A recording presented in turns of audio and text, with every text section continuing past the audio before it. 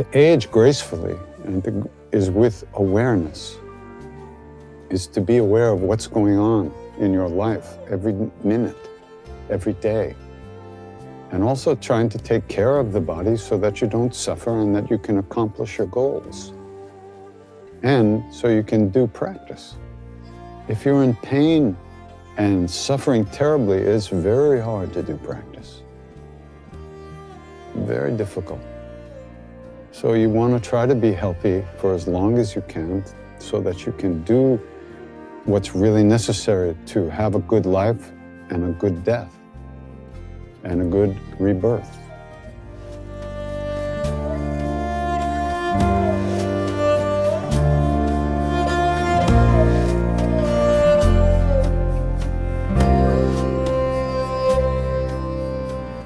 Welcome to the Krishna Das Pilgrim Heart Hour.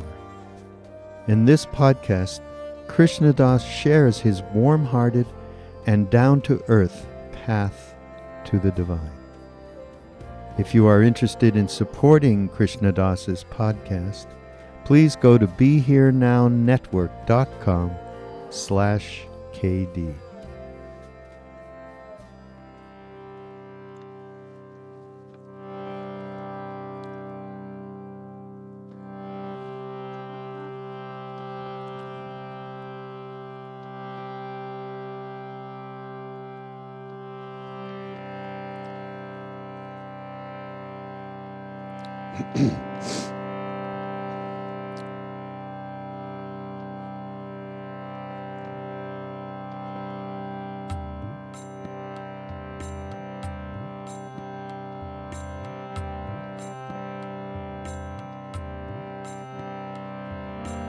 Radhe Radhe Govinda Govinda Radhe.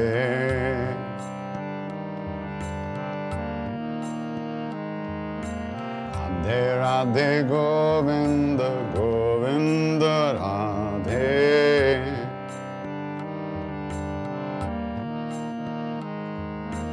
Radhe Radhe Govinda Govinda Radhe.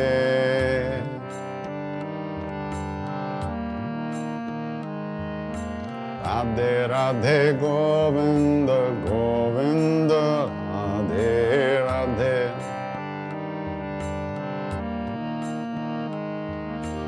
Radhe Radhe Govinda Govinda Radhe.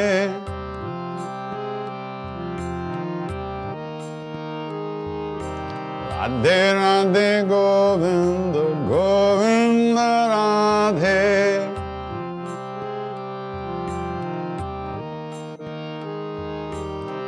Radhe Radhe Govinda Govinda Radhe.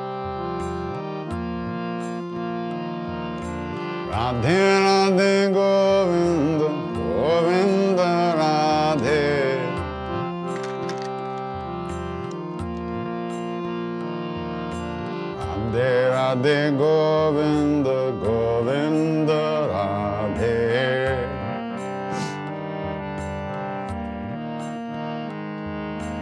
Radhe Radhe Govinda Govinda Radhe. Radhe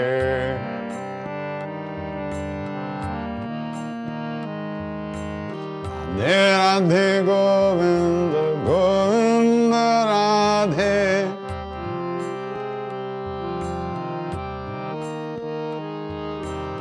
Radhe Radhe Govinda Govinda Radhe.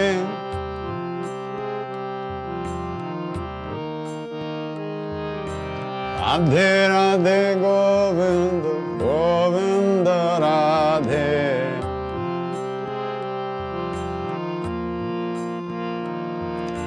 Radhe Radhe Govinda Govinda Radhe.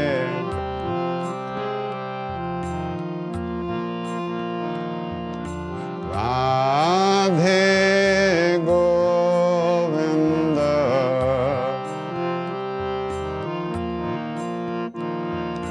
Radhe Govinda.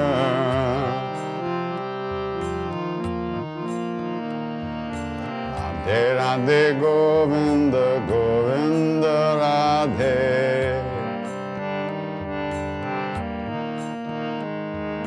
Radhe Radhe Govinda Govinda Radhe.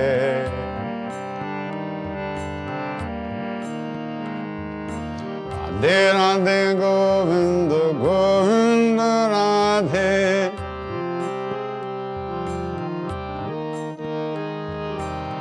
Radhe Radhe Govinda Govinda Radhe.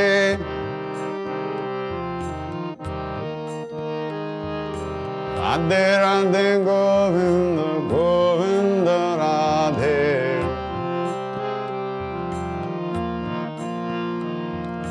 Radhe Radhe Govinda Govinda Radhe.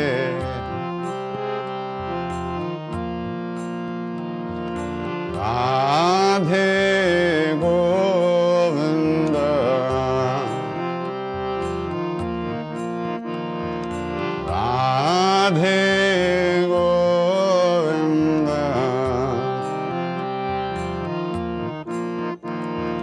Radhe Govinda.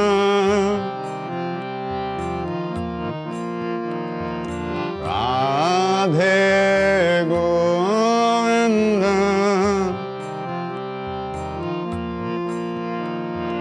Govinda Radhe Upala Radhe.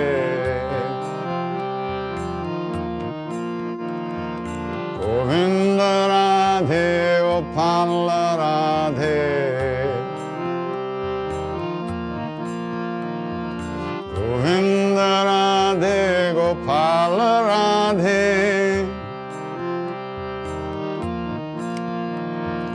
Govinda Radhe Gopala Radhe.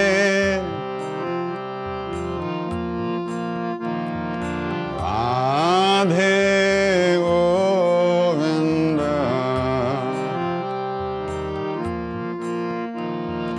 Radhe Govinda.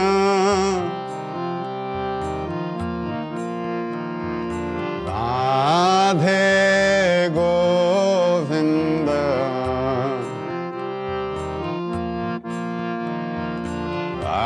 Radhe Govinda.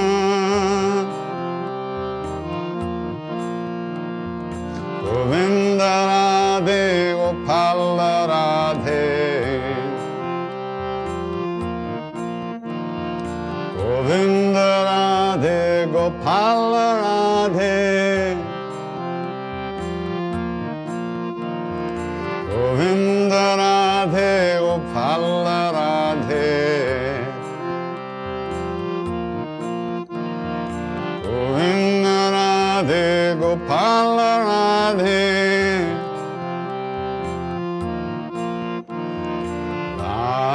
Radhe Govinda.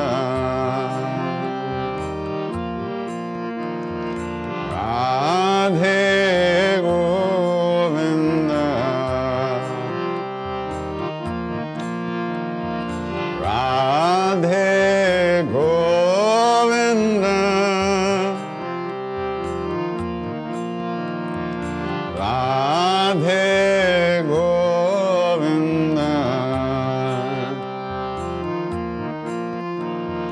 Radhe Radhe Govinda Radhe. Radhe Radhe Govinda Radhe. Radhe Radhe Govinda Radhe. Radhe Radhe Govinda Radhe. Radhe Govinda. Radhe Govinda.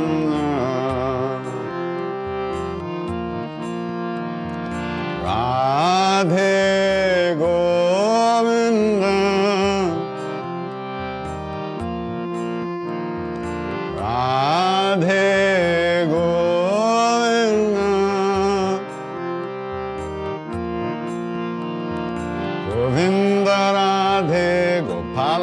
Radhe,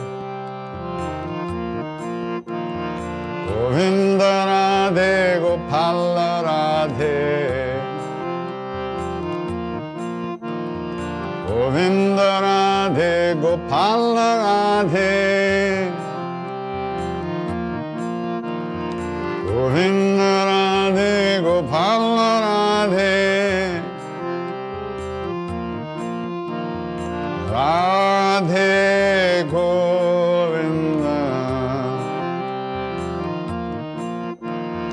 Radhe Govinda, Radhe Govinda, Radhe Govinda, Govinda Radhe, Gopala Radhe, Govinda Radhe, Gopala Radhe, Govinda Radhe, Gopala Radhe, Govinda Radhe, Gopala Radhe, Radhe Govinda, Radhe Govinda, Radhe Govinda, Radhe Govinda.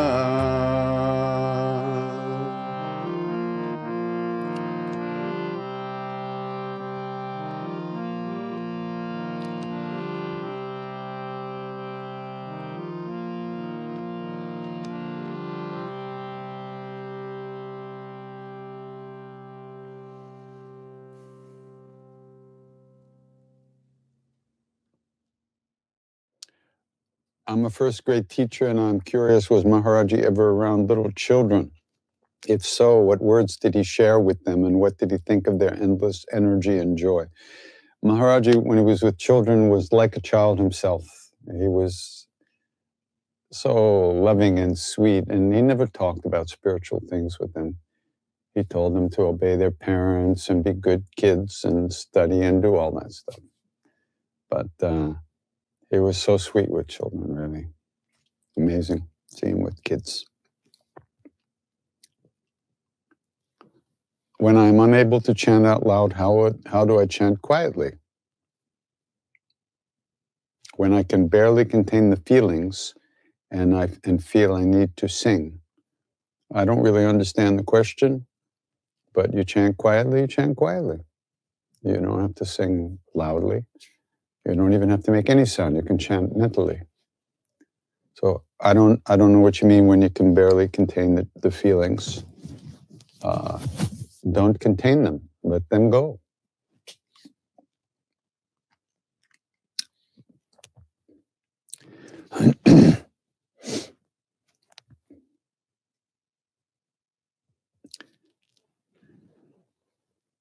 Why did Maharaj-ji tell Ram Dass not to talk about him in America?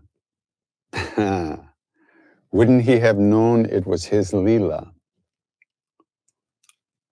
You know, why Maharaj-ji did anything is beyond my pay grade. Why he did, why he didn't, I don't know. And I'll tell you, you know the story about how when I wanted to go to India to see Maharaj-ji after hanging out with Ram Dass for a couple of years in the States, I wanted to go be with Maharaj-ji. And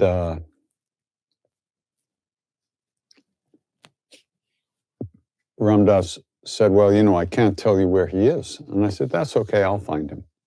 Right. I'm glad Ram Dass took some pity on me at that point. And he said, okay, look, just write to my friend KK in Nainital and then see what happens. So I wrote to KK. And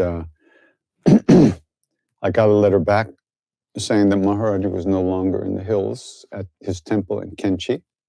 So now I had a place. But when he returned, that he would talk to him. He would show my letter to him. So then I got a letter back a few weeks later saying that Maharaj-ji had returned to the hills. And KK had gone to see him, and he had taken my letter and two other letters that had come from Rameshwar Das and Jagannath Das, Danny Coleman. So KK came into the room, and he sat down. Maharaj-ji, there were some other people in the room. And he began to peel and cut up a soft apple into small pieces to offer to Maharaj-ji. And he put the letters down on the bed next to Maharaj-ji, the tucket, the cot. And then he started cutting up the apple, and Maharaj-ji was talking to some other people. And KK was feeding him the apple, and he was eating the apples, and he happened to notice the letters next to him. And he said, "What's that?" And KK said, "They're letters from students of Ram Das. They want to come to see you." Maharaj-ji said, "Nay, tell them not to come. What do I have to do with this?" That's what he said. Now, you see, KK, so at that point, KK was very hurt because Maharaj-ji had given him the seva to help Ram Das when Ram Das was in India, and he'd become very close to Ram Das, and he felt that by helping us, he was helping Ram Das. And now, Maharaj-ji was interfering with the very seva that he gave KK to do. So KK got very offended, and he stopped feeding the apple to Ram Das, to Maharaj-ji, and he looked down like this, and he started to pout. And when KK pouted, it seemed like all the three worlds trembled. It was such a powerful thing when he, and so after Maharaj-ji recognized, so he take, KK showed me, Maharaj-ji put his head up like this, and he said, "Kailash, what's the matter?" But KK wouldn't look at him. And then when Maharaj-ji took his hand away, KK went back down like this. And this happened a few times. So finally, Maharaj-ji throws his hands up in the air and says, "Okay, tell them what you want." Now, KK is a good devotee, so he's not going to lie. But what did he write back? This is the letter he wrote back. What did he write back? He said, "I hope Baba Ram Das must have told you about Sri Maharaj-ji, who does not show any kind of enthusiasm or sentiment in calling the devotees to him. And personalities like him would not commit themselves to anything. So it would not be advisable to make the journey especially and specifically for this purpose only. However, if you happen to be visiting India and come here, you can have his darshan, as so many do day in and day out. Baba has an open door for all without any distinction of rich or poor, believer or non-believer, etc. And it all depends on the sincerity, devotion, and earnestness of an aspirant."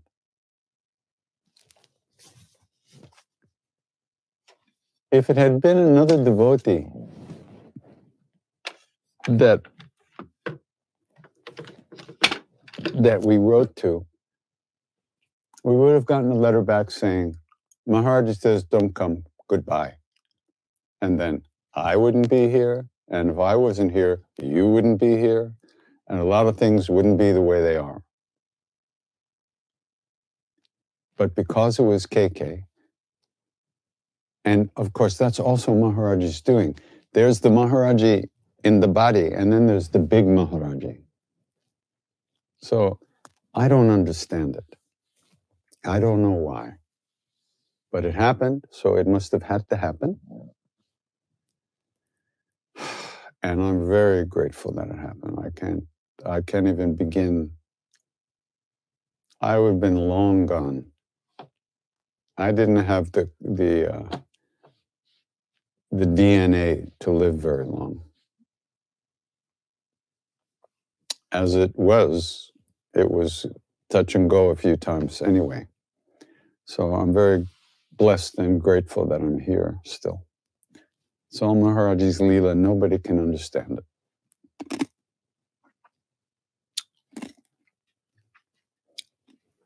Do I have any experiences with the Dalai Lama? Yes, some. I have met him personally. I met him in Dharamshala, and I offered my CD to him, and there's a picture of me, and he handed it right back to me. And we said a couple of words, and bye, okay, bye. And that was it. The whole meeting was, if it was 90 seconds, maybe 2 minutes at the most. He was very busy seeing a lot of people. But I've experienced many teachings with him. I've gone to many programs of his, retreats and teachings that go on for 3, 4, 5 days. And it's an extraordinary experience. His presence is so large and deep and oceanic. Sitting in the room is extraordinary, really amazing.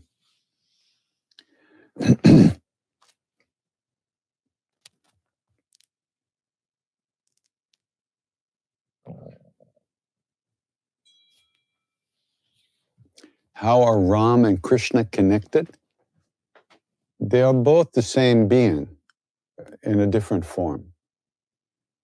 They say they're avatars or manifestations, incarnations of Vishnu, who is part of the trilogy of Brahma, Vishnu, and Shiva, who themselves are aspects of the Great One, of which we are all a part. They have different functions. And Vishnu is active in the world. He supposedly preserves the world. It's like the energy of love. Keeps the world together, keeps your molecules working and in order. Brahma supposedly creates the world.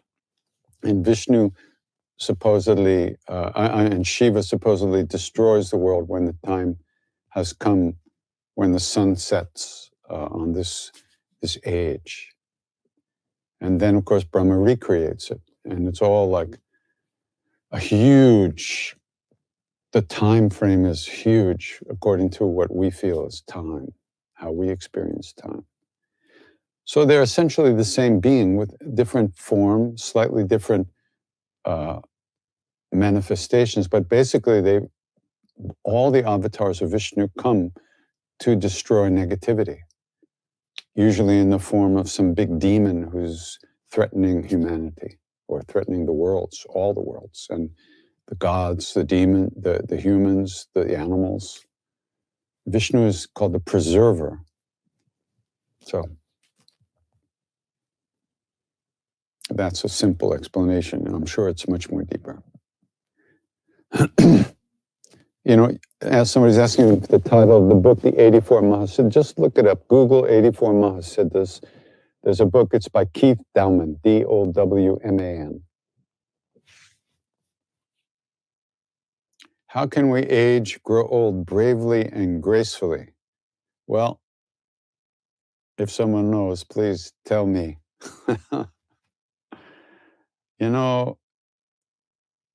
One has to deal with reality. The problem is that we live in such fantasy worlds and such dream worlds, and that so much of our daily life is occupied with getting stuff, holding on to stuff, taking care of stuff, throwing stuff away, getting more stuff. We're so busy that we don't get a chance to just be here. And when we're not here, when we're lost in dreamland and lost in busyness and distraction, we don't experience time going by. And then, boom, a breath does not come in and we're gone out of this body, these bodies. So to age gracefully is with awareness, is to be aware of what's going on in your life every minute, every day. And also trying to take care of the body so that you don't suffer and that you can accomplish your goals.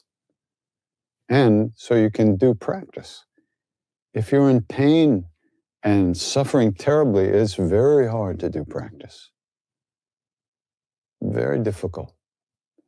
So you want to try to be healthy for as long as you can so that you can do what's really necessary to have a good life and a good death and a good rebirth. But we have to plant those seeds now while we can. Did Maharaj-ji ever say anything about ghosts or supernatural entities in haunted places? Well, there's this funny story. There was a man named Purnanand who lived in Kenchi, in the little village of Kenchi. Very small, just a few houses. And he owned some land. And he and his brother were involved in some court case about the ownership of the land. So he had come to Nainital to go to court. But unfortunately, he left certain papers that he needed at home. So late at night, he had to go all the way back. It's a 3 or 4 or 5 hour walk, depending on how you go, over the mountains or by the roads. And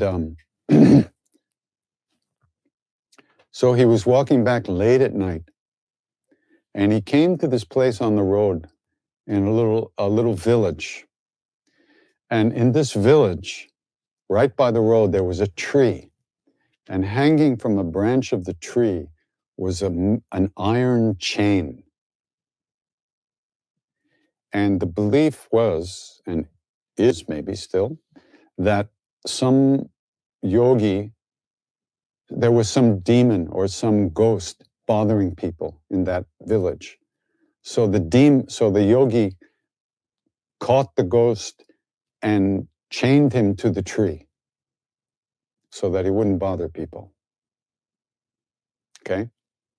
And so as a result, most people after dark avoided this particular path to walk because they believed it was haunted. And village people in India, they very much believe in ghosts.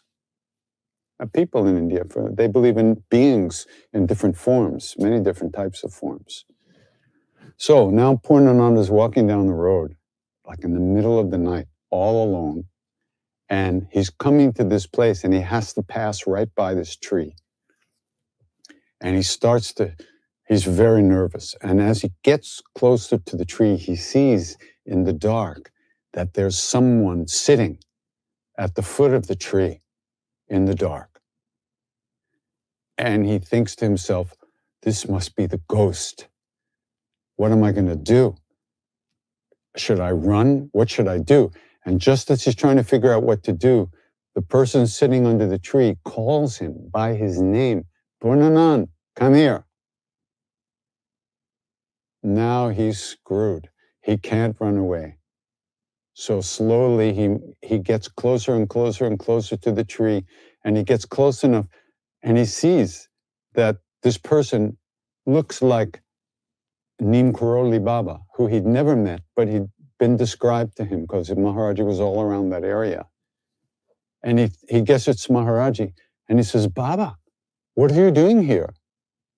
And Maharaj-ji says to him, I'm hiding out from the ghosts in Nainital. The people, the miserable people. I'm hiding out from the ghosts in Nainital by a haunted tree. He says, come here, come here. So Purnanand goes there and they talk. Maharaj says, okay, you keep walking. In a few minutes, a truck is going to come by and give you a ride to Kinchi. Go on, ciao. And Purnanand says to him, Baba, when will I meet you again? And Maharaj said, I'll see you in 20 years. So Purnanand thought, he's just blowing me off. I'll never see him again. So he goes back. He starts walking down the road, and after a little while, a truck comes by and picks him up and takes him home. Probably just about 20 years to the day, there's a knock on Purnanand's door. And he opens the door, and someone says to him, there's a Baba who's calling you across the road. He's sitting in the jungle. He wants to speak to you. So Purnanand goes out, crosses the street, and down into the jungle, and there's Maharaj-ji, 20 years later, like he said. And some of the land that was owned by Purnanand was donated to the temple, and Maharaj-ji said, there'll be a temple here. This is before Kinchi was built, way before. So,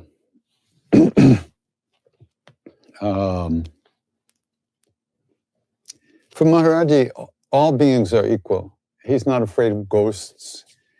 He sees the divine beings. He sees the human beings. He sees a ghost is an entity, a soul that doesn't have a physical body. And it might be suffering, it might not be suffering. He might have attachments to people, so he's always hanging around bothering them, or he might not. And he might be just off, moving on to his next birth, who knows? What is the candy I'm eating? The candy I am eating is Ricola. This is the candy I'm eating. And if you want to rot your teeth and have a big dentist bill, you can eat it too. It's the only thing I've found that keeps my throat lubricated when I sing. But I have to brush my teeth like 3 times a day, otherwise they'd all be rotted out by now, because it is sugar. The prayer that I say at the end of kirtan, yes, that came to me. I made it up, you could say, whatever. About the beings, the blessings of the great beings who have gone before us. It's based on the idea of offering the merit or the good karmas that we've generated by chanting, offering that to all beings, to help all beings, to help everyone. Because if everyone was happy, if everyone had enough food, if everybody had what they needed, maybe we wouldn't be killing each other. So that's our hope, that's our aspiration, that everybody's happy. And if everybody's happy, then they're not going to screw around and hurt other people. But we're working on it.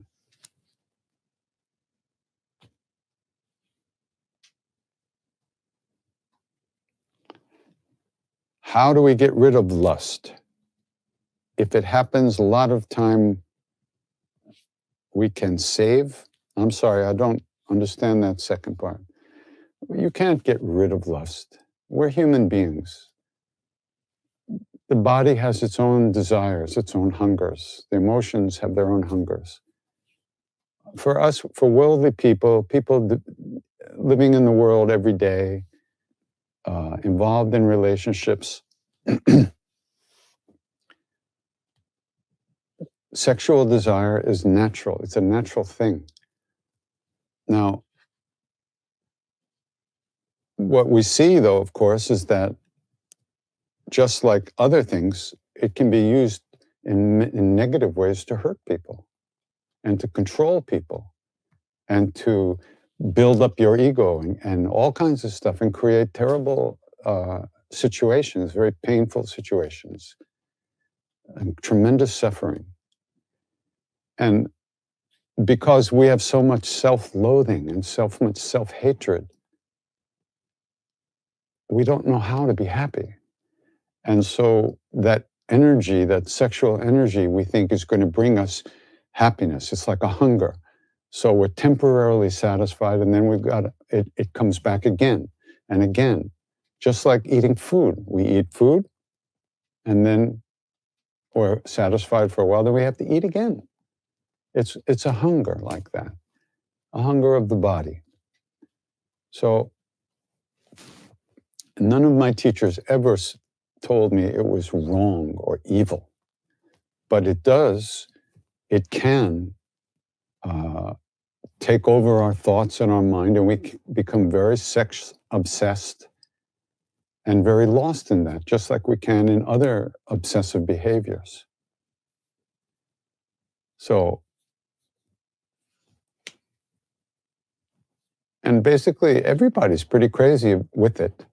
If you look around, the whole world this is what makes the world go around. So the question is, what's your relationship with that particular hunger? And if you're not at ease with that part, why not? And why can't you have a good relationship? Because the sex drive causes us to meet with other people and engage in sexual behavior. But that doesn't necessarily mean a good relationship. So there's no way to get rid of that desire totally, not for people who are in the world. There are people who have transcended that desire, who are no longer controlled by it. But it's a very small number of people. And you can't just shut it off. Look at the church. Look at all this sexual abuse in the churches. They don't talk about sex. The fathers are supposed to be celibate, but there's so much sexual abuse because they don't deal with the issue. What you don't deal with creates the shadows, and those shadows will deal with you and then cause tremendous suffering. It's not the desire itself that causes suffering. It's the negative relationship we have with it.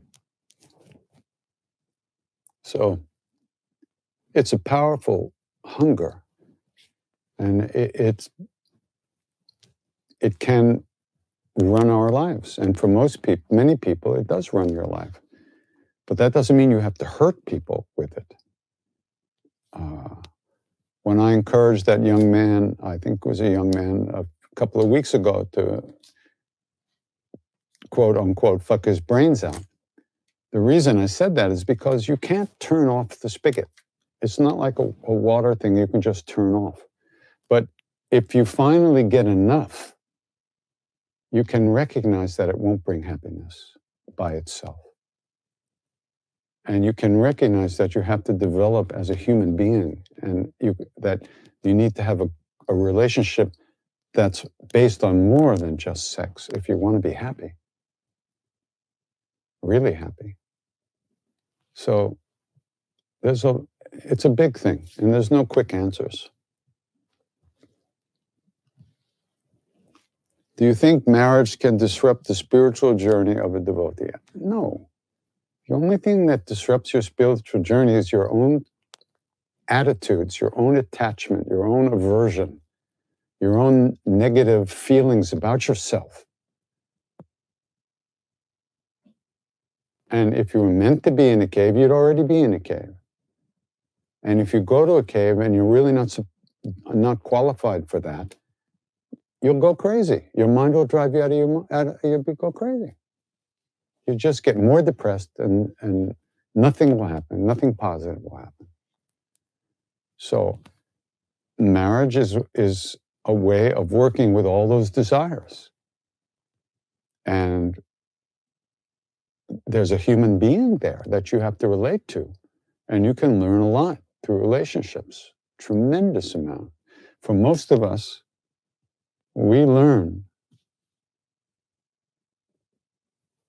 most of what we learn is in relationship, not only with other humans, but we're in relationship to so many things. So Would I go to India if I was 35 in 2022? I would go to India if I was 95 in 2022. I'd go to India whenever I felt like it.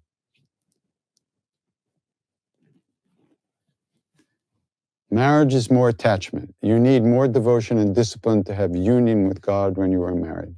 He's quoting Maharaj-ji. Maybe that's true, but you can't avoid your stuff. Don't you see?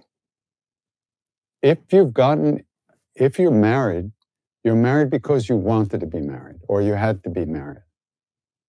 So, yes, that's going to take up time, but you'd probably just be wasting your time anyway if you weren't married. So it's not evil, it's not bad. But yes, if your marriage brings attachment, you have children, you have cars, you have house, you have place to live, and another human being to relate to all the time, a lot of attachment grows, for sure. And that's your work. But that would be happening anyway with some other thing. You can't avoid your stuff. And if you try to chop off your desires, or this desire or that desire, you're going to be limping through life and never get anything together. Work with what you've been given, what you have in this life, and do the best you can with it. That's your spiritual path. Your life is your path. All right, we got to go. It's late.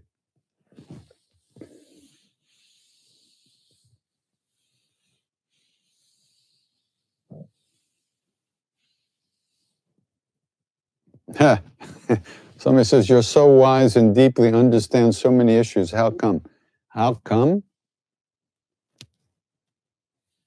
Because I'm still alive. And I've gone through so much shit in my life.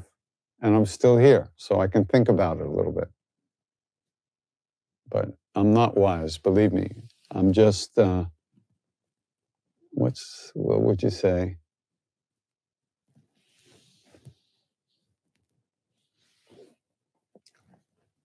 Wisdom is something else. Real wisdom is something else. I have some ability to get through the day without killing myself now, especially at this age. That's what I have. And it's all by His grace. All by His grace.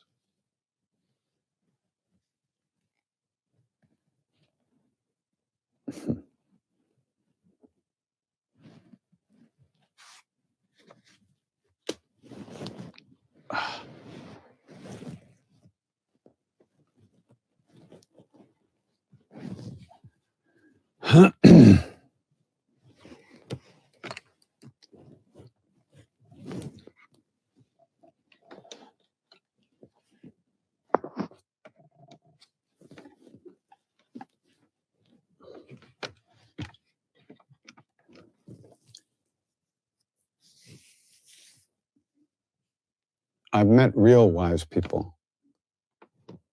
So, and I know I can tell the difference between them and me. But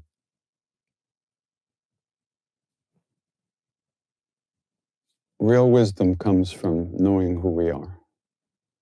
And we're all working on that. And we're all in this mess together. So we just do the best we can.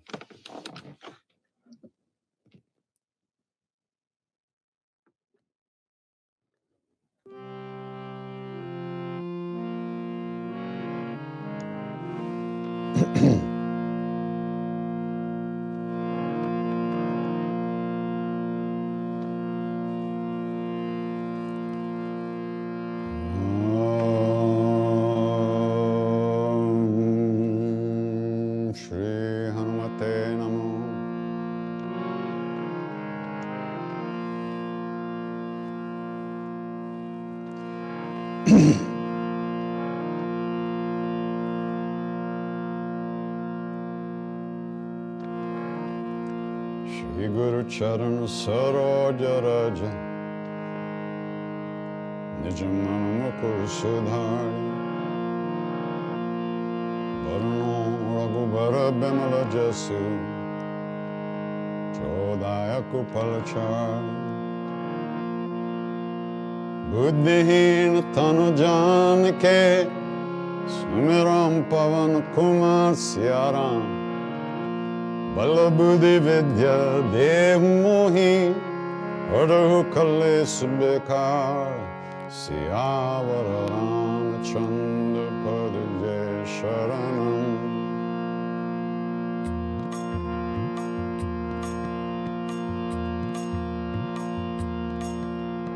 Jai Hanuman Jnana Gunasar Jai Kapi Sati Uloka Ujar Ramadutta Atulita Baladham Anjani Putra Pavan Sutanam Mahavira Bikramam Bhajanangi Kumati Sumati Kesangi Kanchana Varana Viraj Subesa Kanana Kundala Kunchita Kesa Atabhajra Dvaja Biraja Kande Munja Jani Usaja Shankara Suvana Kesari Nandan Teja Pratapa Mahajagaban Vidyavan Guni Ati Chaturama Kanja Karibeko Ate Prabhucharita Sunibe Korasya Amalakan Sita Manabasi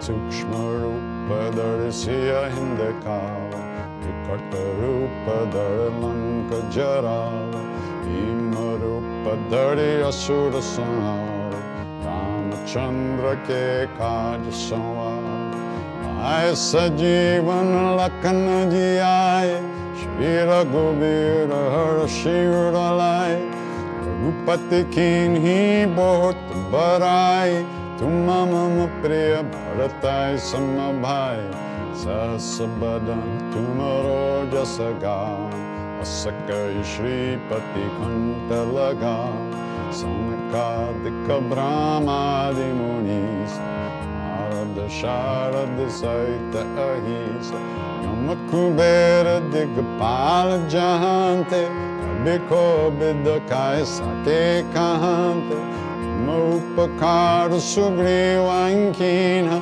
Lama Milaya Raja Padadina Maro Mantra Vibhishanama Lankeshwara Vai Sabha Jagajan Yuga Sahasra Jojana Parabana Gilotai Madhur Palajan Prabhu Mudrika Mele Mukamahi Chaladilange Gaye Achara Janahi Durgama Kaja Jagat Ke Jete Sugama Anugrah Tumare Tete Rama Duare Tumarakavar Otana Agya Vinapeza Sab Sukla He Tumhari Sharana Mara Chakakaru Kodaran Apana Teja Samaro Ape Inon Loka Hanka Tenkampe Utapesashana Katana He Ave Mahavir Jabnam Sunave Nase Roga Hare Sabapira Japata Nirantara Hanumatabir Sankatate Hanuman Churave Manakama Bachana Dhyana Jolave Sabapara Ramat Pasviraja Tinake Kaja Shikala Tumasaja Domanorat Joko Elave Sove Amita Jirana Palapave Paratapa Tumar He Parasiddha Jagata Ujjaya Sadhu Santa Ke Tumarakovare Asurane Kandana Ramadulare Ashta Siddhino Nidhi Data Asabaradina Janki Mata Rama Rasayana Tumare Pasa Sadaro Raghupati Ke Dasa Tumare Bhajana Rama Ko Pave Janama Janama Ke Dukha Bisara kala raghubar pura jai, jahan janm hare bhakt kahai. Or devata chitna darai, Hanumat se sarva sukha kare, Sankhat kate mite sab pira, Jo sumere Hanumat balabira. Jai Jai Jai Hanuman Gosai, Kripa karo Gurudev Kinai, Jo satabara pakta kara koi, Chittahi bandi mahasukha hoi. Hoya pare Hanuman Chalisa, Hoya siddhi saki gaurisa, Tulsi das sada hari chera, Ijenata hridaya mahadev, Bhavanatanaya sankataharana, Mangala murti rup siyaram, Rama Lakshmana Sita sahita, Hridaya Visar Sura Bhupa, Syavara Ramachandra Padaje Sharanam. Mangalamurti Marutananda, Sakala Mangalamula Nikanda. Mangalamurti Marutananda, Sakala Mangalamula Nikanda. Ram Jai Ram Jai Jai Ram, Shri Ram Jai Ram Jai Jai Ram, Shri Ram Jai Ram Jai Jai Ram, Shri Ram Jai Ram Jai Jai Ram, Ram Jai Ram Jai Jai Ram, Shri Ram Jai Ram Jai Jai Ram, Shri Ram Jai Ram Jai Jai Ram, Shri Ram Jai Ram Jai Jai Ram, Ram Jai Ram Jai Jai Ram, Shri Ram Jai Ram Jai Jai Ram, Shri Ram Jai Ram Jai Jai Ram, Shri Ram Jai Ram Jai Jai Ram. Sitaram, Sitaram, Sitaram Jai Sitaram, Sitaram, Sitaram, Sitaram Jai Sitaram. Ram Jai Ram Jai Jai Ram, Ram Jai Ram Jai Jai Ram, Ram Jai Ram Jai Jai Ram, Ram Jai Ram Jai Jai Ram. Jai Siya Ram Jai Baba Hanuman, Sankata Mochana Kripa Nidhan. Jai Siya Ram Jai Jai Hanuman, Sankata Mochana Kripa Nidhan. Shri Ram Jai Ram Jai Jai Ram, Shri Ram Jai Ram Jai Jai Ram, Shri Ram Jai Ram Jai Jai Ram, Shri Ram Jai Ram Jai Jai Ram, Shri Ram Jai Ram Jai Jai Ram, Shri Ram Jai Ram Jai Jai Ram, Shri Ram Jai Ram Jai Jai Ram, Shri Ram Jai Ram Jai Jai Ram,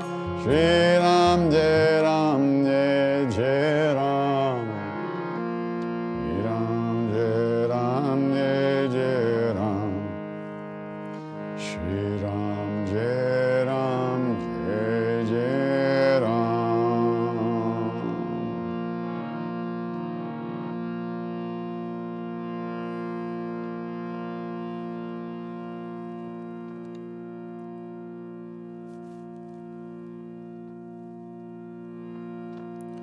If we know anything about a path at all, if we know there might be a way to live in this world in a good way, with an open heart, without fear,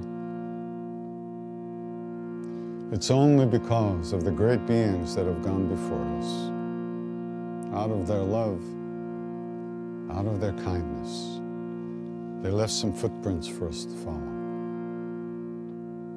So, in the same way that they wish for us, in the same way that they wish for us, we wish that all beings everywhere, all of us, be safe, that all of us be happy, that all of us have good health and enough to eat. And may we all live in peace and that ease of heart. That ease of heart with whatever comes to us in life.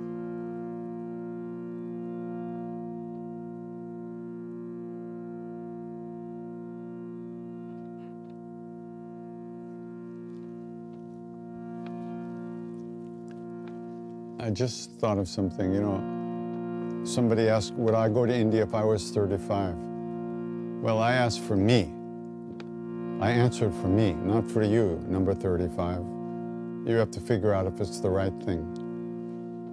These days, as far as I'm concerned, there's no reason to go to India.